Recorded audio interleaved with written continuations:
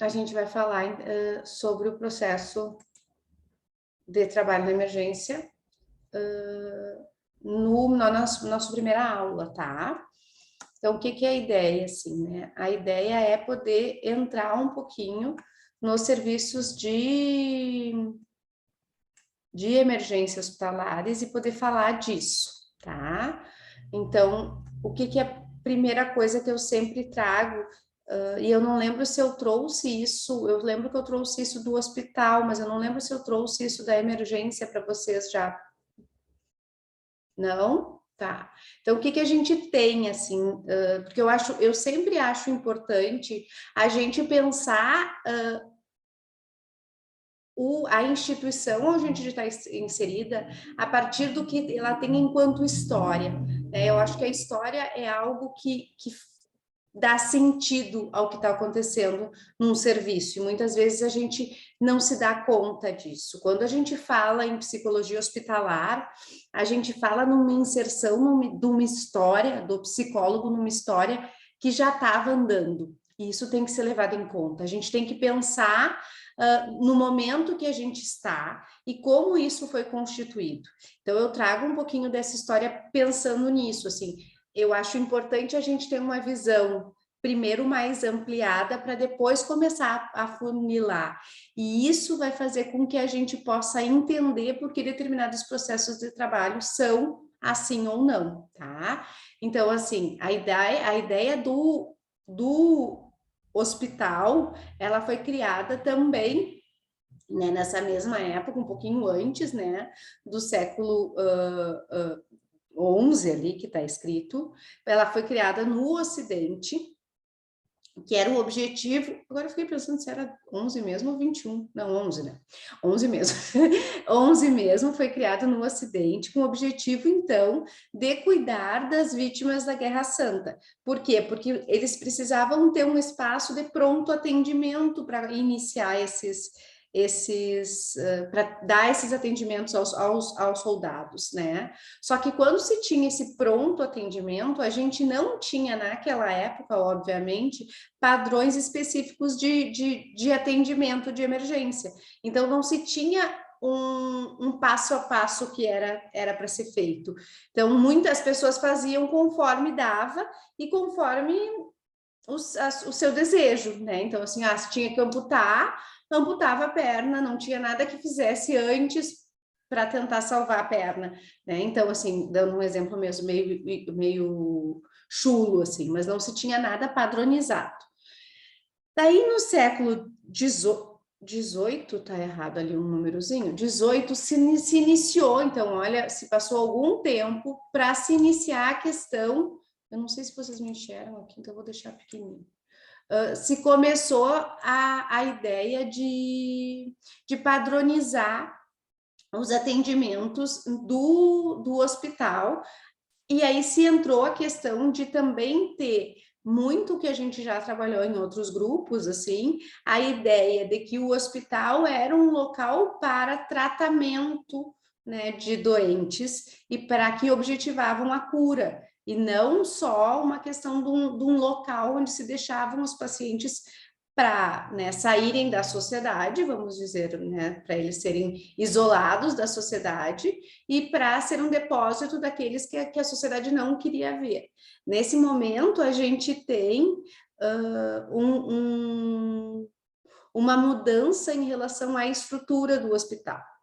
Na década de 50, a gente, porque aumentou, obviamente, a questão em função da Revolução Industrial, se aumentou o número de carros e disponibilidades em relação a isso, e obviamente a gente teve também um maior número de acidentes de trânsito. Uma coisa era tu cair de um outro, né, de uma carroça, outra coisa é tu se ferir em relação ao acidente de trânsito. O dano é muito maior. E aí se começou a pensar que precisava ter, né, técnicas específicas em relação ao tratamento desses pacientes do trauma, né, grandes traumas, principalmente em relação às técnicas cirúrgicas. Em 79 se começou alguma isso, né, tem praticamente a minha idade, né, eu sou de 77, então é algo bem novo, né, uma menina, vamos dizer assim, se começou a pensar nas recomendações para o planejamento e a organização desses serviços de pronto atendimento e de serviços de emergência.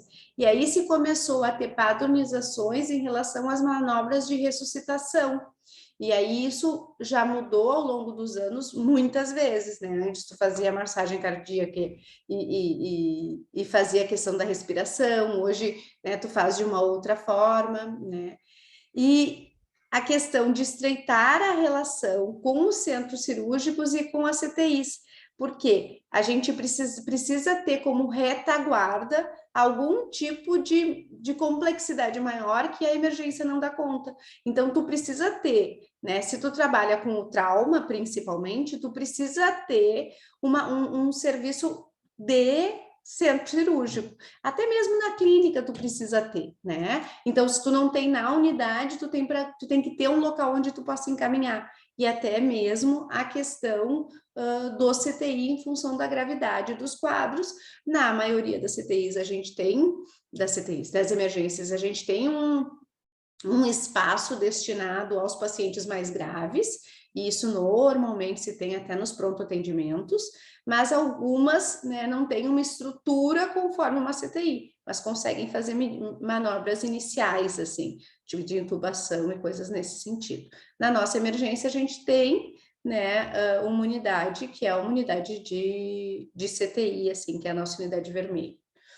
Em 94, se começou a questão da portaria, que é a número 320. O que a portaria nos diz? Né?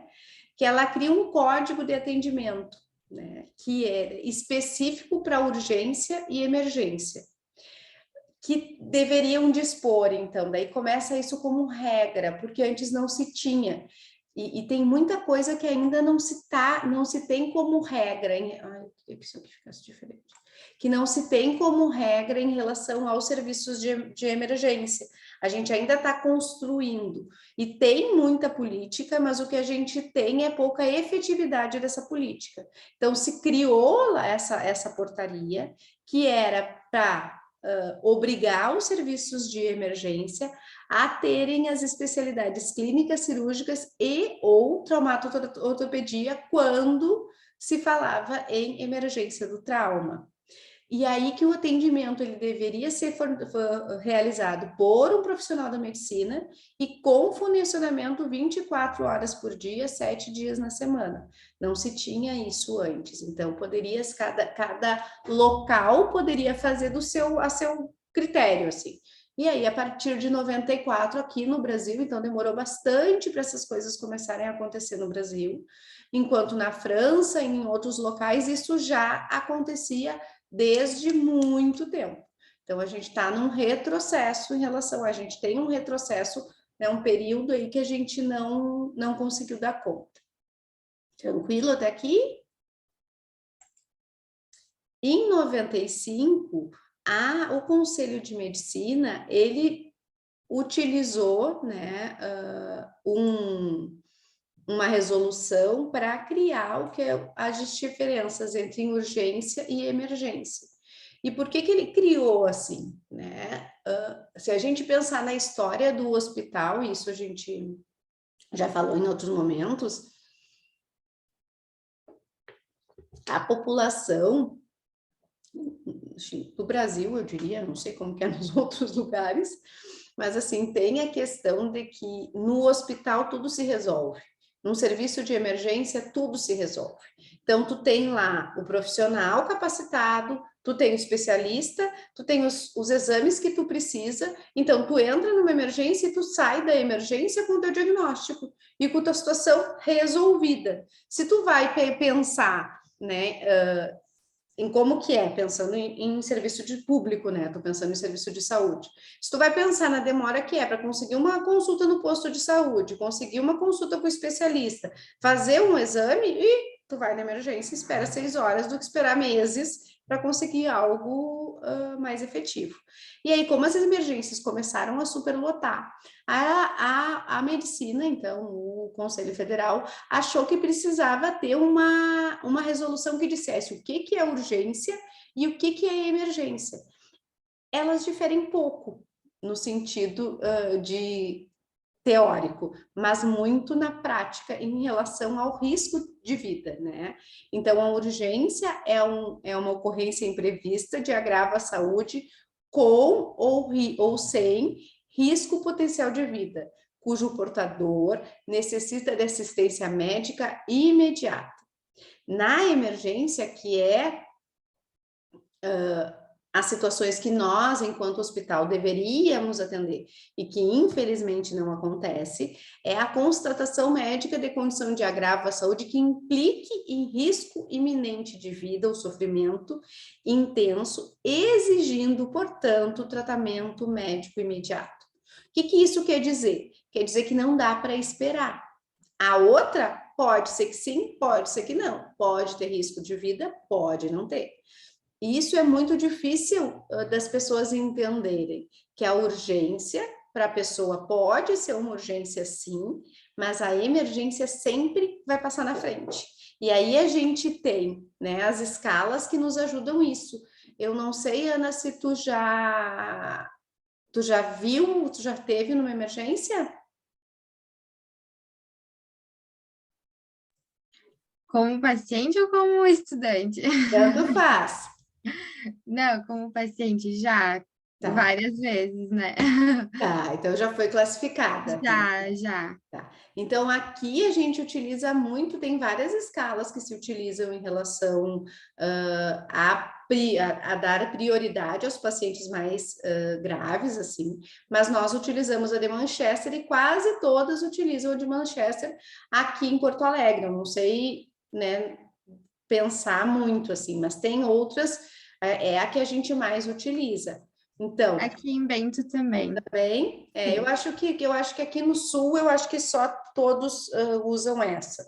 Mas então tem protocolos específicos, eles criam, tem um manual, né? E tu responde aquele manual, assim, é aquele sintoma, os sintomas e sintomas clínicos e sinais vitais que vão te direcionar a uma cor de atendimento. Então, nós temos o vermelho, o laranja, o amarelo, o verde e o azul. E teríamos o branco, que é aquele paciente que veio, teoricamente, para fazer só um exame. Nós, na emergência ali do Hospital de Clínicas, nós não atendemos, teoricamente, os pacientes verdes e azuis. A gente só atende os pacientes até o amarelo, né? Que seria o paciente urgente. Então, a gente atende o emergente, que é aquele que está com risco iminente de vida e que vai passar como vermelho, e a gente atende também até o urgente, que é aquele que pode ou não ter risco, tá? Mas o que acontece na maioria das vezes, em função da superlotação, ultrapassa um pouco, né? Mas é só um pouco, né, pessoal? Assim, os 10 e 60 minutos de atendimento. Normalmente eles acontecem assim, tô debochando, tá? Porque normalmente ninguém é atendido em 10 minutos. O 10 minutos é o vermelho, vamos dizer assim. Mas o resto demora muito mais que isso, em função da alta demanda e da procura, tá? Como diz a Helena, nunca viu a emergência com menos de 100 pacientes. Eu já tive esse prazer. Então, aqui uma pergunta se vocês acham que a população, embora eu já tenha respondido um pouco assim, se elas compreendem essas diferenças em relação às classificações, se elas sabem, se elas são, se elas têm como conhecimento as escalas e se elas sabem diferenciar essa questão do emergente e do urgente. Quem está falando? Júlia, seja bem-vinda, Júlia.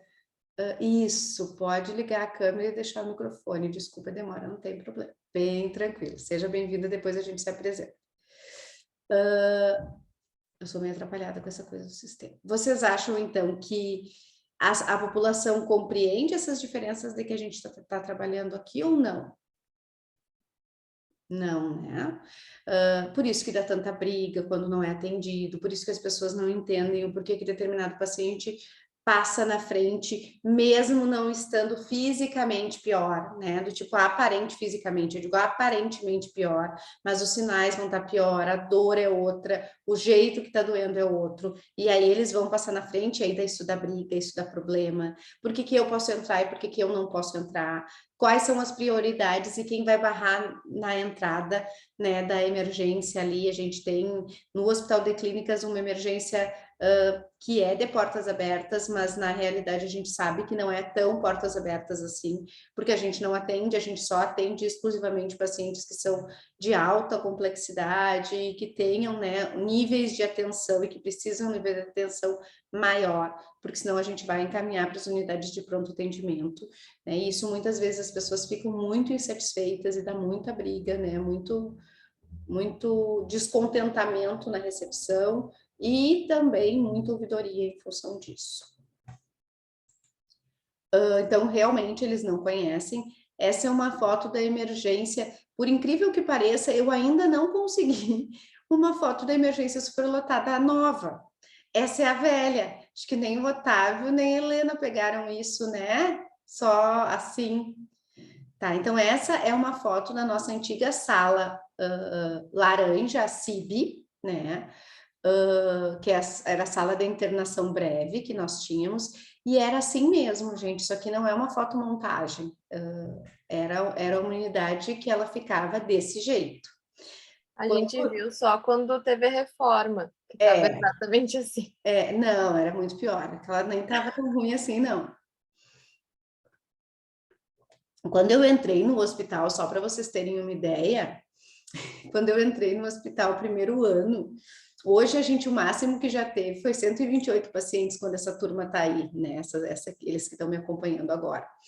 Teve uma vez que tinham 203 pacientes. Então, assim, não se tinha espaço. Eu cheguei a fazer notificação num sistema que a gente tinha lá, porque era impossível atender. Porque vocês imaginam como eu consigo prestar um atendimento psicológico nisso aqui, né? Aqui dentro, com esses pacientes, com essa não privacidade, com esse jeito de atender. Então, em alguns momentos é bem difícil, tá? Então, por que as pessoas, né, não entendem? Não é que elas não entendem, elas não têm muitas vezes, até algumas sabem e algumas entendem. Mas a gente tem um sistema de saúde público muito precário e as pessoas não têm muito onde procurar. E aí eu também iria, né? Se eu estou esperando há 15 mil anos um exame e eu sei que eu vou tê-lo na emergência, eu iria e não me importaria em ficar esperando 12 horas, 15 horas para ser atendido, desde que eu saia de lá com o resultado. E a gente tem na emergência do Hospital de Clínicas um pouco essa não é, eu não diria que é crença, assim, mas essa questão, porque não é uma crença.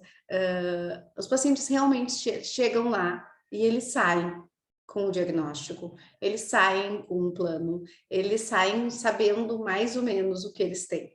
É muito raro os pacientes que chegam lá e são mandados embora só por estabilização dos sintomas, né? Acho que são poucos que a gente vê, assim, porque já tem uma patologia feita. Então, eles têm a crença de que é a única solução, e eu acho que às vezes, muitas vezes infelizmente. E a questão do que eu já disse para vocês, que ali no hospital, né, ou no hospital como um todo, tem a disposição maior, né, a agilidade e eficiência, né, das especialidades médicas e de todo o aparato tecnológico que a população precisa ou que determinada situação precisa.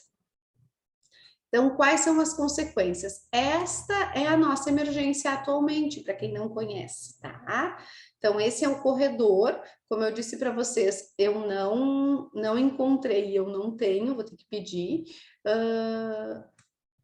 das salas. Então, a gente é dividido a emergência em unidades. Então, nós temos a unidade, que é a nossa unidade de decisão médica, que ela fica para cá, assim, ela não é para lá, como a foto está aparecendo, é como se fosse nas costas da pessoa que tirou a foto, que é a unidade de decisão médica, e que eu diria para vocês que, infelizmente, ela está aparecendo isso aqui. né? Então, infelizmente, hoje, apesar da gente ter mudado de local de trabalho, a gente saiu acho que era 700 metros quadrados para 5.000 metros quadrados. Então, a gente mais do que, né, quadriplicou, sei eu quanto que a gente foi de maior. E a gente ainda tem algumas unidades que estão desse jeito. E isso é muito triste para quem trabalha lá dentro, porque a gente imaginou que isso não fosse mais precisar acontecer. E ainda está acontecendo. A Universidade de Decisão Médica, ela está muito parecida com isso aqui, tá? Então, essa é a nossa unidade. A gente é dividido, então, com a UDM, que é a Unidade de Decisão Médica, as unidades de internação breve, que são as nossas UIBs, que a gente chama, as nossas unidades de internação, que são nomeadas em 1 e 2, e aí essas faixas que tem aqui são as cores, aquelas cores do Manchester, teoricamente, tá? Então, assim, o amarelo, o laranja, então o amarelo ficaria na unidade de internação breve, onde ele seria mais estabilizado e mandado embora. A laranja seria aqueles pacientes, então, mais graves, assim, mais urgentes, e que ficariam na unidade de internação. E a unidade vermelha, que seriam os pacientes que têm os box também, que entram as ambulâncias, mas tem os pacientes que vêm do consultório, tá? O que a gente tem como consequência dessa não aceitação da população em relação a gente não dar conta de tudo?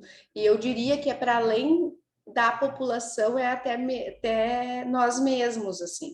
Eu vou contar para vocês, a gente tem um estudo que foi feito, e hoje a gente fala isso e o pessoal já viu, mas tem um estudo que foi feito pelo Ricardo Kuchenbecker com os alunos dele, que é um professor lá da medicina, que ele fez um estudo de qual era a maior demanda, né, da emergência.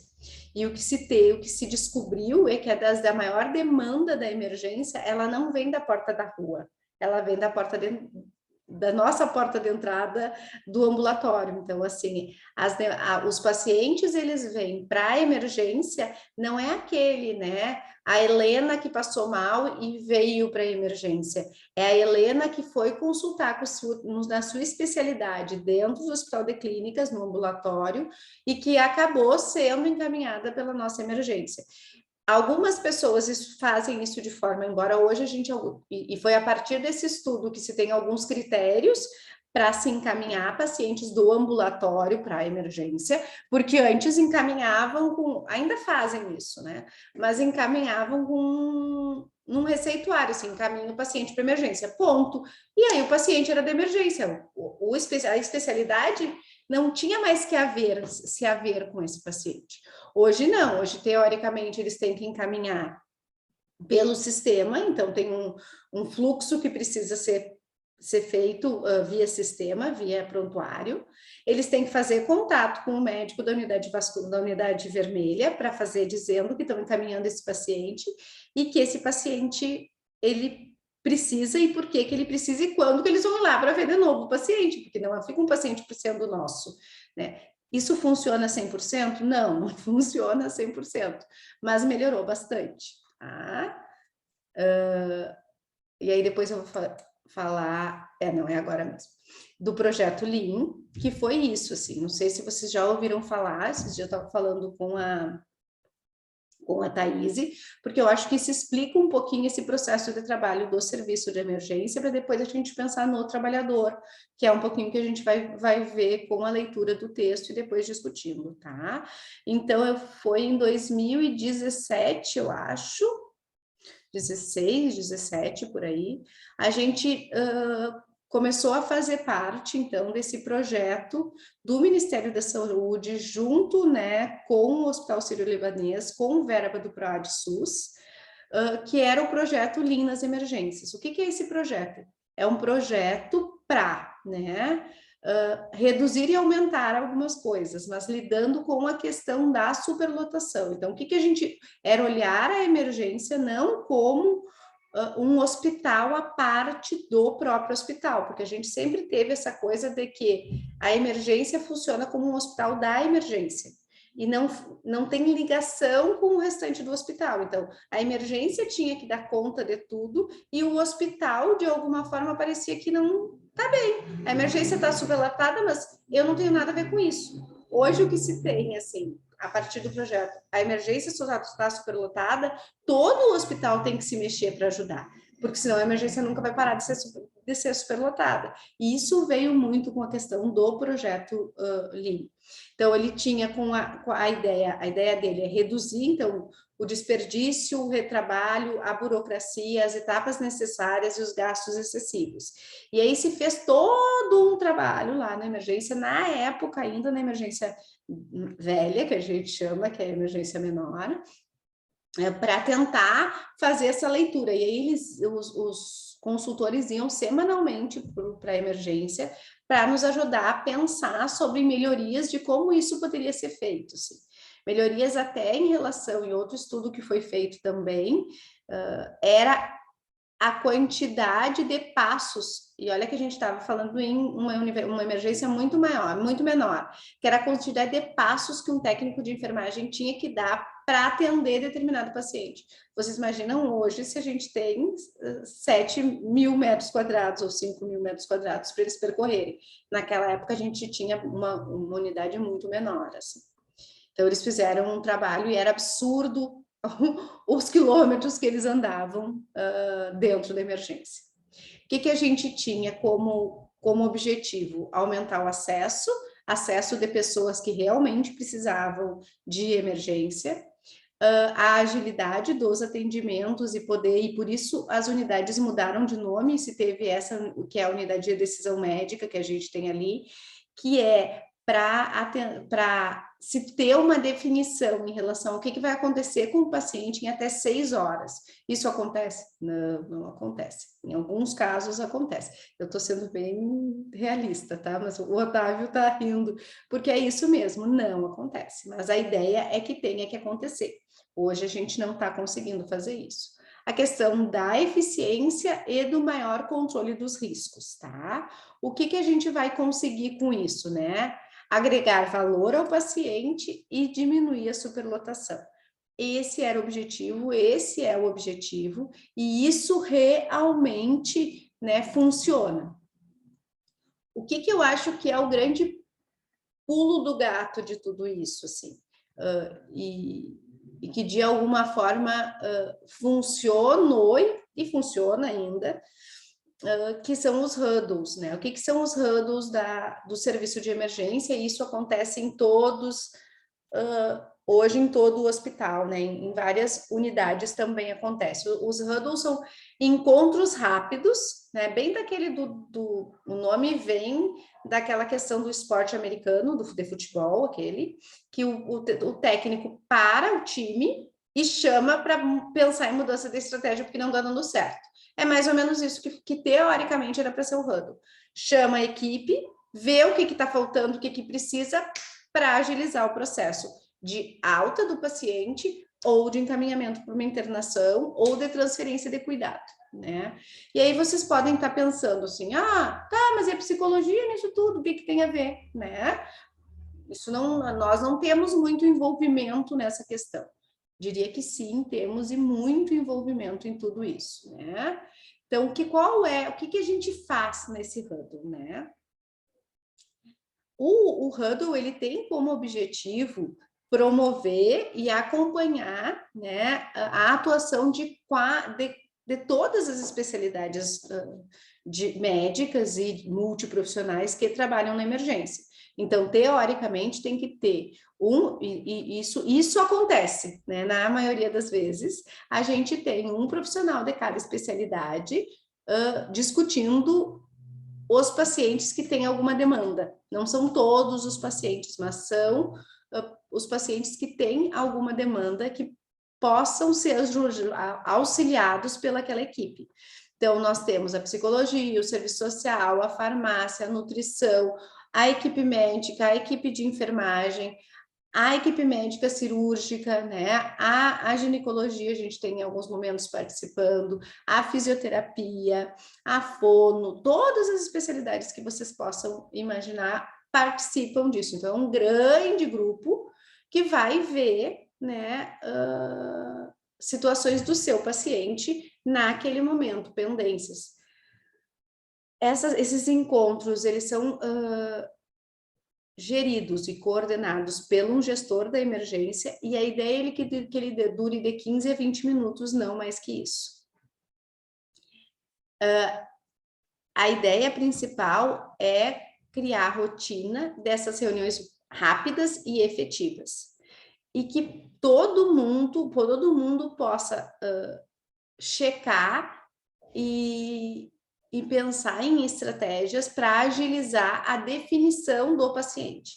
Então, o que a gente faz enquanto psicólogos ali?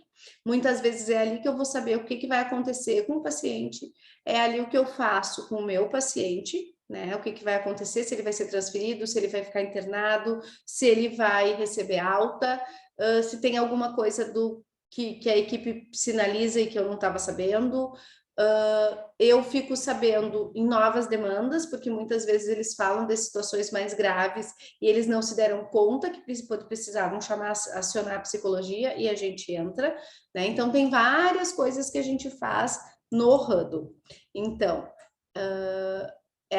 a gente conseguiu, né, a partir, né, do Huddle diário, o conhecimento rápido das informações do paciente, a gente pensa nas orientações que devem ser repassadas aos pacientes, de uma forma onde todo mundo consiga pensar e saber o que está acontecendo, né? Qual é o plano para aquele sujeito. E aí, se tem lá um paciente que está com problema de deglutição e a fono precisa avaliar antes dele receber a alta, e ele está de pré-alta, ela vai ficar sabendo aqui que ele está de pré-alta. O que eu acho, né, que para mim é o grande pulo do gato do Huddle da emergência, é a proximidade em relação à equipe. O que acontece? Nós não se tem tempo, assim como se tem em outros momentos do hospital, nós não temos tempo para fazer um round. A gente não consegue parar para fazer um round multidisciplinar. Né? A gente consegue fazer um round multidisciplinar a trancos e barrancos na unidade vermelha, em função muito da residência, que aí o Otávio acaba participando quando está lá, ou a Amanda, que é a residente que está comigo lá também agora. Então, assim, eles participam do round multiprofissional, mas a gente não consegue parar. Quando eu iniciei no hospital, nem sei se eles sabem disso, nós tínhamos round. E aí, hoje, o Zé Pedro, que é a nossa chefia, nós tínhamos um round com ele que durava 2h30. É impossível tu ficar 2h30 parado, né? Tendo um horror de coisa para fazer. Tu não tem esse tempo. E aí, o que acontece? Tu conhece pessoas pipocadas. No Huddle, as pessoas começam a te identificar. Tu consegue identificar algumas pessoas, e porque assim, eu tô lá, eu posso não conhecer todo mundo, né? Mas assim, todo mundo me conhece. Então, as pessoas me identificam enquanto psicóloga, porque, claro, eu já tenho uma caminhada, mas hoje os Huddles oportunizam que as pessoas conheçam os psicólogos. E, felizmente ou infelizmente, a psicologia, ela precisa sempre ter que demarcar o seu lugar e o seu território, senão ela não vai conseguir fazer um bom trabalho. A gente tem que fazer parte da equipe, estar incluído com essa equipe, e o Huddle nos permite isso. A gente consegue ir em todos? Não, porque tem manhã e tarde, a gente prioriza para ir de manhã, tá? Então, a gente vai em todos de manhã, justamente para questão de... Ali, quando a gente tem isso, assim, né, que a gente pode pensar na questão de que a gente é muitas vezes facilitador da comunicação, né? E de proporcionar o suporte psíquico que o paciente precisa. Então, o que eu quero dizer?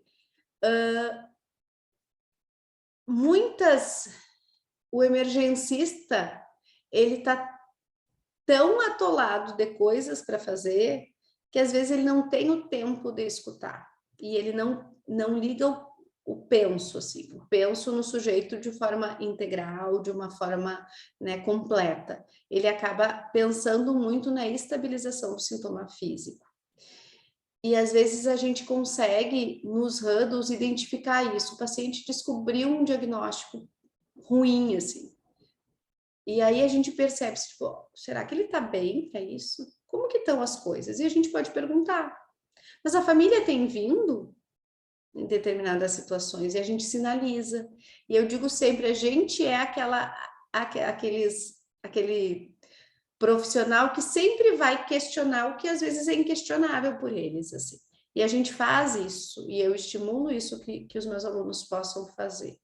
Então, como eu disse, a gente com essa maior integração da equipe, a gente consegue melhor otimizar, né, o plano terapêutico do paciente e a gente faz com que eles entendam o que é nosso e o que é não nosso. Porque tem muita confusão quando a gente trabalha em um hospital como um todo, do que é o fazer do psicólogo e o que não é o fazer do psicólogo. E eu sempre conto que quando eu comecei na emergência, a ideia era que eu tinha que dar uma notícia. Então, me chamavam, né, para assim, fulaninho descobriu um câncer, Simone vai lá e dá notícia do câncer, né? E aí foi todo um trabalho que eu conto, que eu digo, não, Simoninha não vai lá dar notícia, né? Isso não é papel meu, isso é papel de outra pessoa. Então, essas coisas também a gente acabava descobrindo.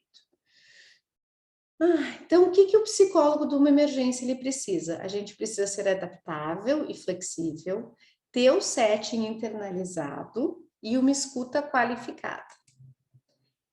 Quais são as nossas principais demandas de atendimento? Isso eu estou falando aqui porque a Ana e a Júlia não sei, Júlia, não sabem, ou não sei se sabem. Então, o que a gente faz mais? Acolhimento, né, de pacientes e familiares, a avaliação psicológica.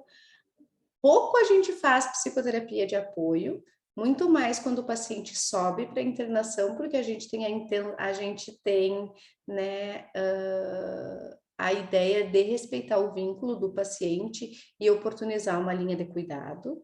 A gente faz muita intervenção em clínica, em crise, psicoeducação e a questão do planejamento de alta. Poder pensar para onde esse sujeito vai e com que condições ele vai. Então, tem todas essas demandas que a psicologia atende e que muitas vezes a gente percebe isso no huddle quando eles estão falando do paciente, ou aquele paciente mais chato, a paciente que não está entendendo o que está acontecendo, aquele paciente que está negando determinada coisa. E aí é no huddle que a gente acaba identificando ou vem pela própria equipe. E é isso aqui que é para nós finalizarmos e começarmos a conversar um pouco mais. Eu sempre, da importância da gente poder fazer parte da equipe multiprofissional da emergência. Eu queria poder ficar mais tempo do que eu fico na emergência, mas em função das rotinas de trabalho, eu não consigo. O Otávio, hoje eu diria que é uma referência nisso, que é o que fica mais tempo na emergência. A Helena e a Thaís acabam ficando menos, porque elas ficam menos horas, mas o Otávio, ele fica dentro da emergência, e ele tem uma circulação muito legal, assim, ele construiu um espaço bem bacana dele lá nesse momento. Então, a gente estimula a questão da construção de vínculo dentro da equipe, com a equipe e com os próprios pacientes, e eu acho que é importante que a equipe nos confie na gente. A gente consegue compreender o sofrimento e compreender, e não só compreender, mas sinalizar tanto para os pacientes, para os familiares e para a própria equipe, né, o que eles estão, que aquilo que eles estão verbalizando tem a ver com determinado sofrimento, tem a ver com determinado transferência, contra transferência e assim por diante, né? E a gente consegue discutir isso e ajudar nesse período. A ideia, então, é restabelecer o estado emocional do paciente de uma forma que ele saia da crise aguda, em que ele possa ter estratégias defensivas mais adequadas àquele momento, dentro do que ele consegue, do que ele pode, né? A gente tem como foco também poder pensar num sujeito integral, e eu acho que a psicologia ajuda muito nisso, principalmente pensando na singularidade de cada sujeito, que as pessoas são únicas e cada um vai reagir de uma determinada forma. Um vai chorar, o outro não vai, na mesma proporção. A questão de poder pensar, cuidar, mas também proteger, e eu acho que quando eu uso proteger, assim, e não é à toa que eu chamo os meus alunos de pupilos, porque eu também faço isso o tempo todo, que é poder cuidar e protegê-los, porque eu acho que isso é importante, que a gente possa se sentir seguro, né? Então, o paciente, ele quando está na emergência, ele já está solto, né? Ele já está completamente desvalido de toda a sua subjetividade, assim, ele é um sujeito que está ali, né, para ser manejado, assim, manipulado, invadido, e a gente tem que, de alguma forma, poder fazer com que ele se sinta seguro com a gente, protegido, né, e cuidado. E eu acho que, para mim, sinônimo de segurança é isso, né. E aí a gente ajuda, né, esse sujeito a poder compreender esse processo que ele tá enfrentando agora, e que a gente sempre tenha ele como protagonista, né? E eu tento fazer isso o tempo todo. Assim, a gente tem os hurdles, e aí deu para parar de... Ah, tá. Tem mais uma pergunta aqui que eu não falei. A gente abrir para discussão. E eu sempre... A gente tem um hurdle, que é o hurdle que acontece na unidade vermelha, que é um hurdle de beira de leito. Sempre que eu vou, eu chamo o paciente, eu dou oi para o paciente, eu faço a equipe ver o paciente, porque eu acho que é isso, eles chegam na beira do leito, eles começam a falar com o paciente como se o paciente não estivesse ali, eles esquecem que o paciente está ali, e aquele paciente tem um bando de gente na frente dele, ele não sabe minimamente o que está acontecendo, e eu vou lá do lado dele, eu passo todo mundo, assim, todo mundo sabe que eu vou fazer isso. E aí as pessoas, às vezes, ficam com cara feia, as pessoas não entendem, as pessoas, né? Mas tô eu lá para garantir que ele possa ser protagonista desse processo. E bem como quando, e eles sabem o quanto eu fico braba, porque eu sou braba, quando querem definir limitação de cuidado terapêutico com a família e não com o próprio paciente, o paciente está lúcido, tu quer me ver pé da vida, é isso acontecer. Então, para a gente iniciar, né, a nossa conversa, agora mais, a questão de como que a gente vê nesse espaço que eu falei para vocês, a emergência subjetiva, né, e o que é essa emergência subjetiva, como que a gente, né, cria vínculos dentro dessa emergência, e aí eu quero muito que os meus pupilos possam falar disso um pouquinho. E como que a gente faz promoção de saúde e prevenção de adoecimento.